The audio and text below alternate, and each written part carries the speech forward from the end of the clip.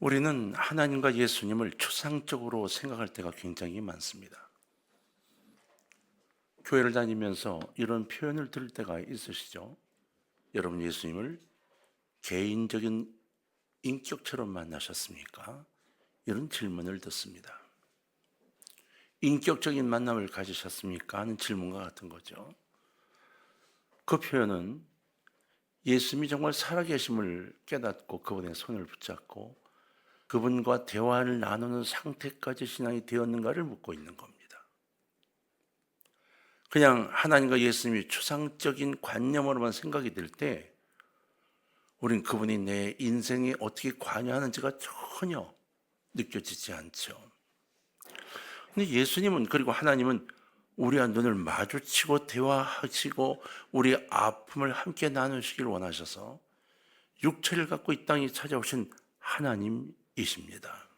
그래서 예수님은 우리 이렇게 물으세요. 내가 낫고자 하느냐? 이게 오늘 본문에 나온 질문입니다. 예수님 육체를 갖고 계신 하나님이시기에 응답해 주시기에 불가능한 것이 실은 없습니다. 왜? 하나님이시기 때문이죠. 우리를 찾아오셨고 우리 아픔의 이야기를 들어주시고 형편을 아시고 소원을 들어주시는 분, 바로 예수 그리스도시죠. 히브리서 4장 15절로 16절은 이렇게 기록되어 있습니다. 우리에게는 대제사장은 우리의 연약함을 동정하지 못하실 리가 아니요 모든 일에 우리와 똑같이 시험을 받으신 이로되 죄는 없으시니라.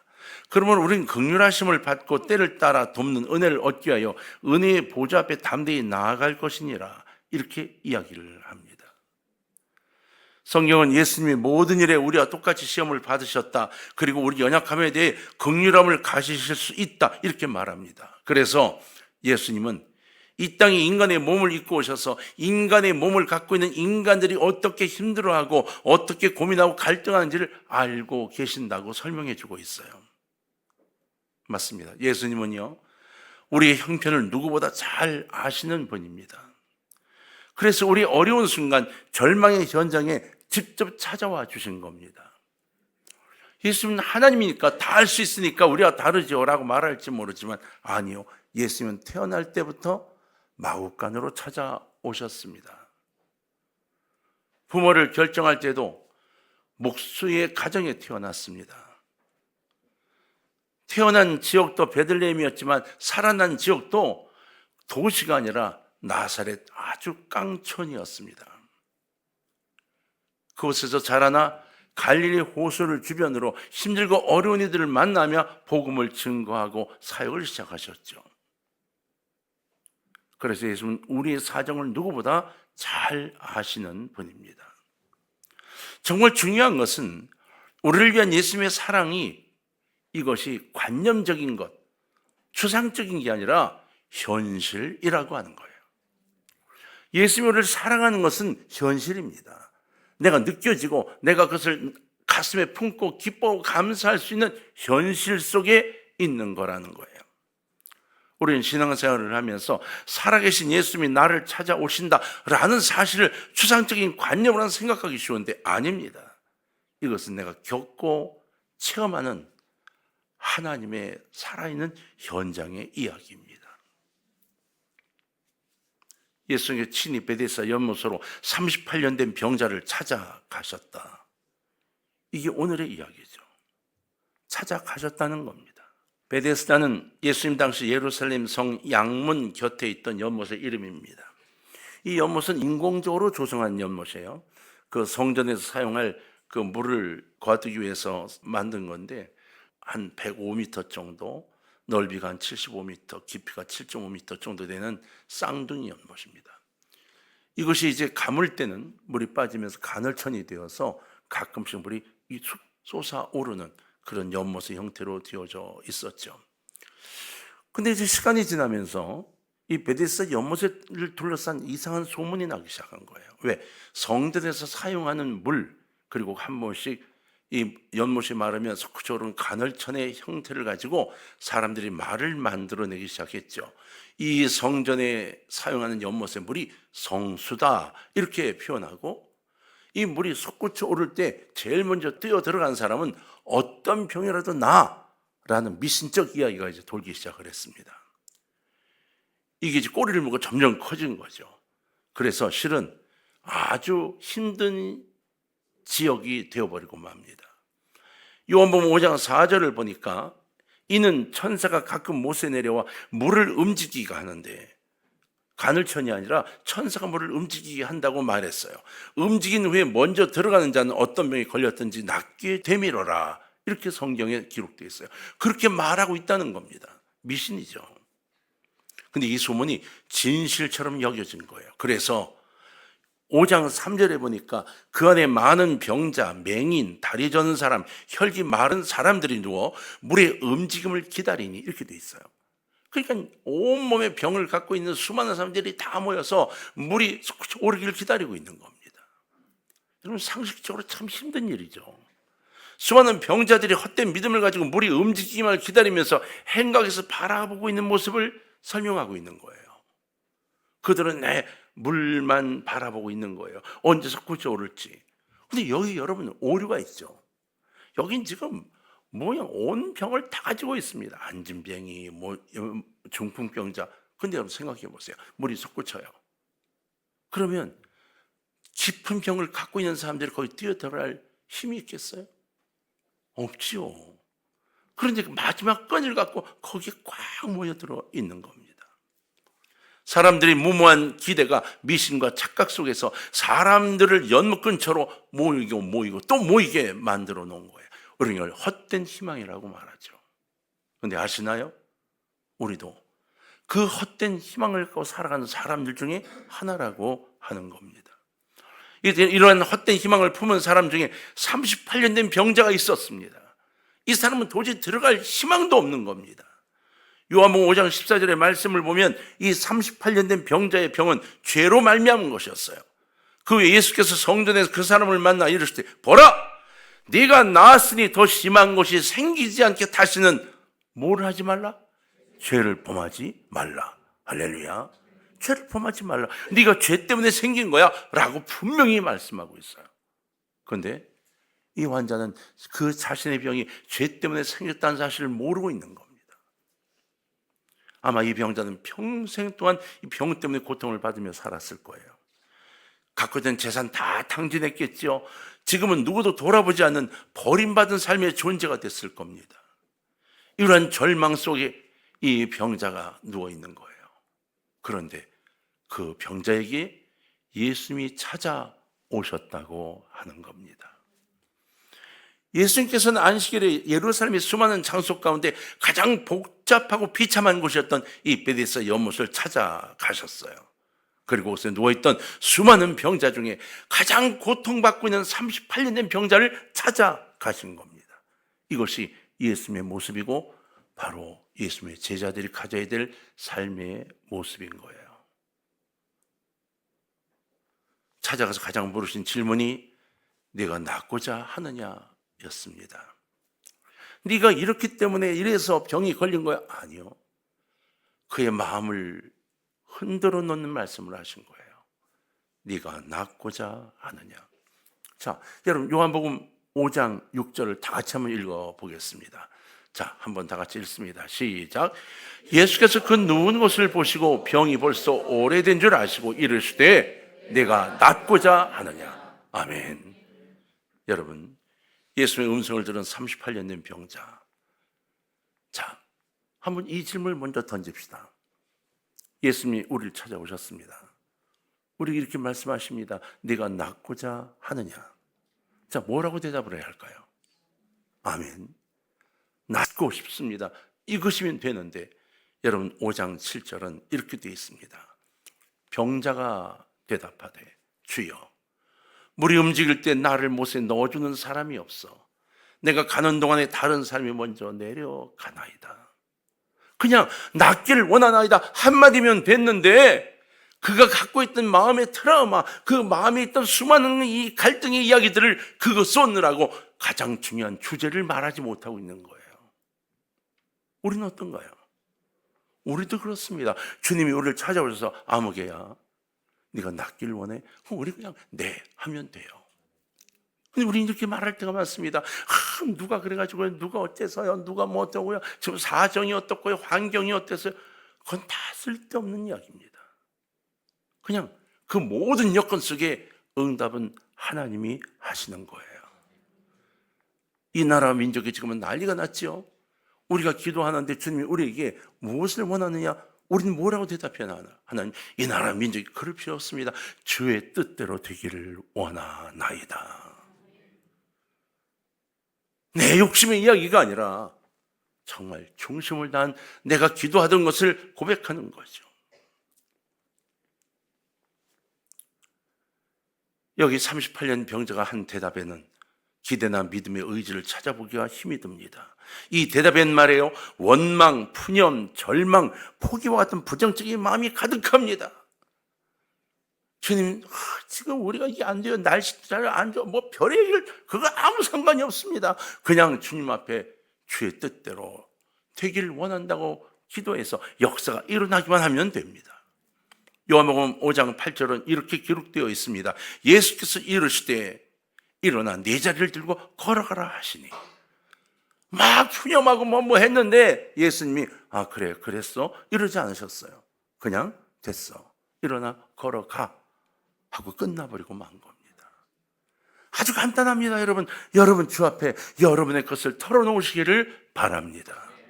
하나님이 일어나 걸어가, 이 한마디로 우리 인생이, 우리 삶이, 우리나라의 역사가 바뀌게 될 줄로 믿습니다. 이 엄청난 기적의 사건에 대해 본문 9절은 정말 아주 시크하게 기록하고 있어요. 별일이 아닌 듯 이렇게 간단하게 기록합니다. 자, 9절을 다 같이 한번 읽어볼까요? 한번 읽겠습니다. 시작.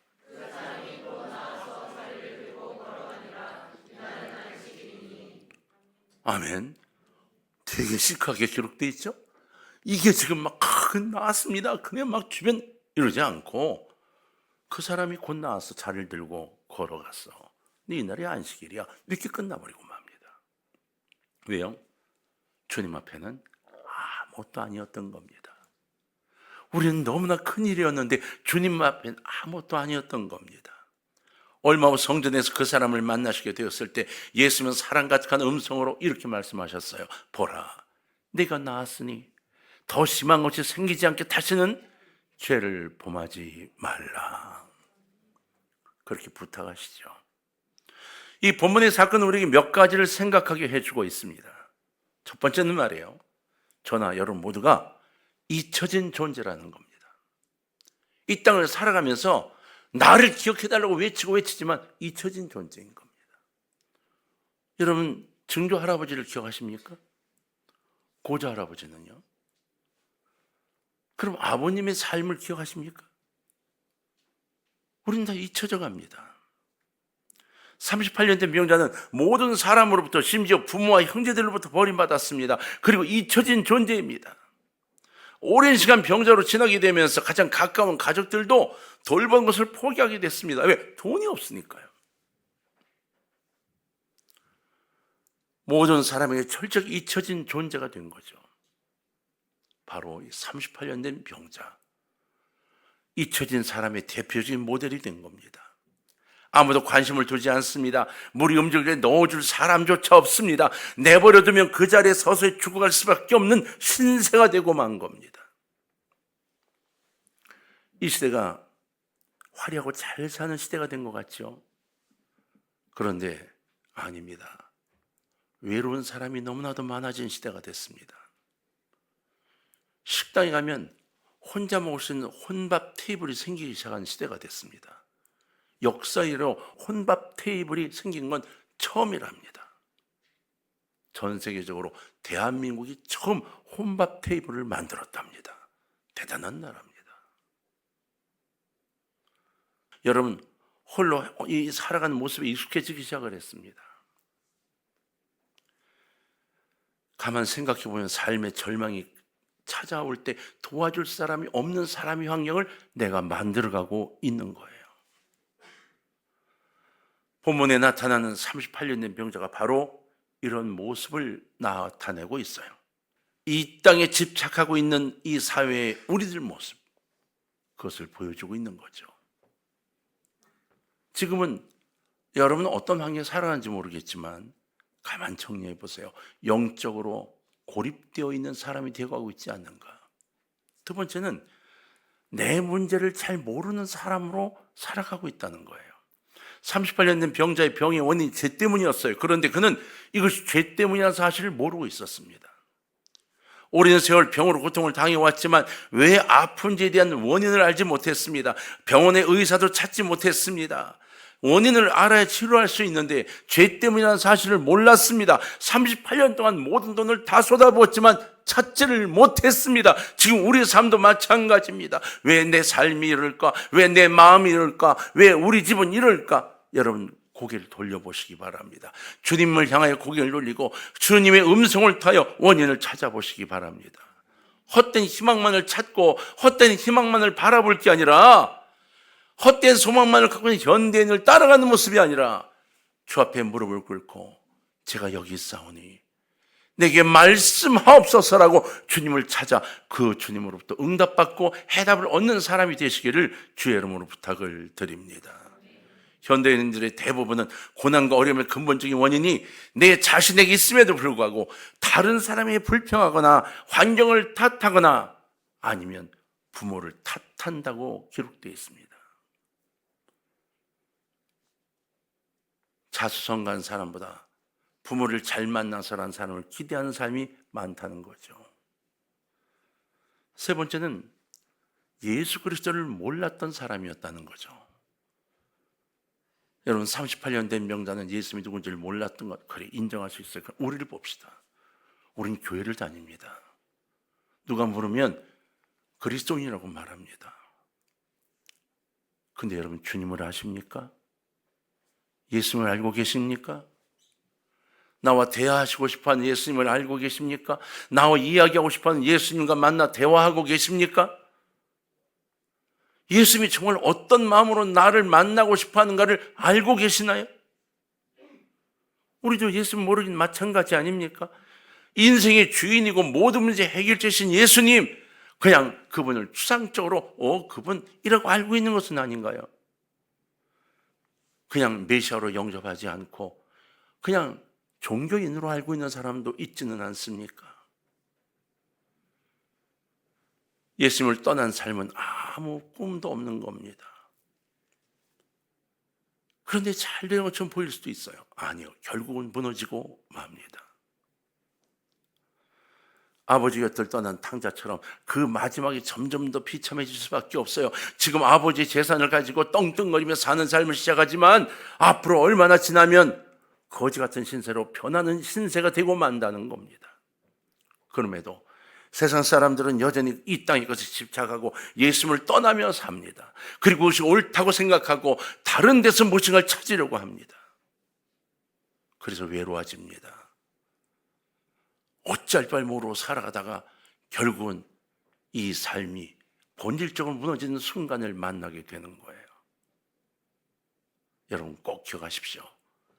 예수님은 절망이 있는 곳에 희망을 주러 찾아오시는 분입니다. 베데스다는 절망의 현장이었잖아요. 예수님이 찾아오신 베데스다, 뜻은 좋아요. 은혜의 집, 자비의 집, 이런 뜻입니다. 그런데 안 그랬습니다. 거기 모인 사람들은 다 자비를 기다리기만 하지 자비를 베풀 사람은 없었습니다. 다 나를 집어넣어주길 기다리지 내가 누군가를 집어넣어주려 하는 사람은 없었습니다. 38년 된 병자의 상황 아주 심각했죠. 데려다 줄 가족도 없었습니다. 자기 발로 들어갈 형편도 되지 못했습니다. 이러한 모습은 미신과 주술 그리고 요행에 사로잡힌 인생의 어리석은 모습을 보여주고 있는 거예요. 결국은 그렇게밖에 되지 않는 거죠. 베데스다 연못은 이름과 달리 인생의 어리석은 모습이 모여있는 것을 보여주는 곳입니다. 이 시대를 살아가는 우리가 바로 그렇게 살아가고 있는 거예요. 우리 곁에 계시면 우리의 산 소망이신 예수님, 그분을 믿는다고 하면서도 삶 속에서 미신적이고 세상 가치를 따르는 모순적인 삶을 얼마나 많이 갖고 있는지 몰라요. 여러분 들한길에 가면 식당이 많죠. 그 중에 한 식당에 성구가 딱 있는 성구가 아유 가슴이 좋더라고요. 성구를 보니까 이사야 41장 10절에 기록되어 있어요. 두려워하지 말라. 내가 너와 함께 함이라. 놀라지 말라. 나는 네 하나님이 됨이니라. 아유, 할렐루야. 야, 이 엽서는 하나님을 믿는 집이구나. 그 나오다가 계산을 하려고 보니까 계산대 옆에 액자에다가 밀폐시킨 액자에 $2 지폐를 3장을 쭉 해서 꽉 밀폐시켜 딱 걸어놨습니다. $2 지폐를 왜 갖고 있나요? $2, 미국 돈 $2짜리 지폐가 있습니다. 이거 통용이 됩니다. 근데 $2 왜 갖고 있죠? 여러분 지금 주머니에 $2 갖고 있는 분 없나요? 행운을 준다고 갖고 있는 거예요. 행운을 준다고. 저는 어느 목사님이 제게 지갑을 딱 보여주면 $2짜리를 보여주면서 목사님, 이거 $2짜리가 웬 거예요? 행운을 위해서. 에? 그래서 $2 2장인데 목사 한 장 드릴까요? 됐다 그랬습니다. 후회했습니다. 그거 갖다 쓸걸. 이렇게.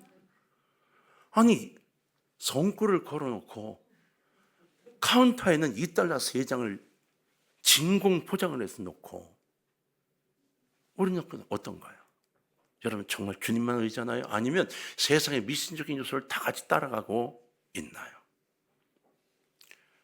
만약 베데스다 연못에 물이 실제로 움직인다면 가장 병이 심각한 38년 된 병자부터 들어가도록 해주는 게 맞지 않나요? 그런데 그렇게 하지 않는 겁니다. 자비의 집이란 그 베데스다는 거짓된 이름인 거죠. 우린 지금도 내 이익을 위해 살아갑니다. 여러분 이것 하나 기억합시다. 베데스다는 그 지경이었지만 주님이 찾아오시는 순간 소망의 장소로 변화됐다는 겁니다. 기억합시다. 주님이 먼저 찾아와 주십니다. 주님 38년 됐어요. 부르시지 않았습니다. 찾아온 예수님이 누군지도 몰랐습니다. 그래도 그분은 찾아오셨습니다. 그것도 안식일 날 찾아오셨습니다. 아무것도 하지 말라 했던 율법적인 날 안식일 날 찾아오셔서 들고 일어나 가라 명령해 주셨습니다. 네가 낫고자 하느냐 물으셨습니다. 여러분 38년이나 알았습니다. 이제 희망이 없다고 말하겠지요. 그런데 절망이 가득한 그에게 예수님은 아니야, 내게 희망이 있으라고 말씀하십니다. 여러분 지금 어떤가요? 어떤 환경 속에 있나요? 절망이 있나요? 마음속에 부담이 있나요? 난 안 돼 라고 포기하고 있나요? 아닙니다. 오늘 주의 손을 잡으시기를 바랍니다. 주님이 말씀으로 일어나 가지고 가 해도 되는데 내가 손을 잡으면 주님이 붙잡아 일으켜 주실 것입니다. 이 귀한 역사 여러분 절대 포기하지 않기를 주의 이름으로 축원합니다. 예수님이 절망 속에 있는 우리에게 다가오셔서 이렇게 물으시는 거예요. 무엇을 해주기를 원하느냐? 자, 여러분 어떻게 대답할지를 결정을 하셔야 됩니다. 주님 만났을 때 주님이 아무개야 무엇하기를 원해 물으시는데 잠깐만요. 그러다 대답을 못하는 우리가 될 가능성이 너무 높지 않습니까? 여러분 주님 만나기만 해봐. 지금도 주님을 만나면 내가 그리고 기도하는 제목을 간직하고 계시기를 바랍니다. 나라 정말 어려운 때를 맞고 있습니다. 행정부가 마비 상태입니다. 사법부도 기준을 잃은 상태로 국민의 인정을 받지 못하고 있어서 국민들이 법원을 때려부수고 난리가 나는 정말 안타까운 일이 생겨났습니다. 이 법원은 자신들의 이익에 빠져 재기를 찾지 못하고 있고 국민들이 아무도 믿지 않습니다. 국회의원들을 대상으로 이게 부르지도 않습니다.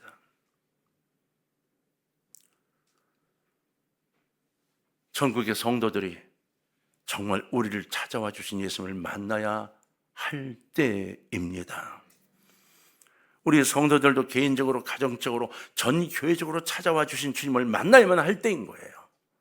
성도 여러분 정말 가족을 위해서, 여러분 가정을 위해서, 교회를 위해서, 직장을 위해서, 나라를 위해서 기도하고 간구해야 될 이때 38년 된 병자를 찾아와신 주님이 오늘 우리 이렇게 물으실 거예요. 무엇 해주기를 원하느냐? 여러분 정말 간절함으로 기도하시고 주님 손 꼭 잡으셔서 이 나라가 온전히 세워지고 여러분의 가족과 가정과 직장이 굳건해질 수 있는 2025년을 만들어 가시기를 주의 이름으로 축원합니다.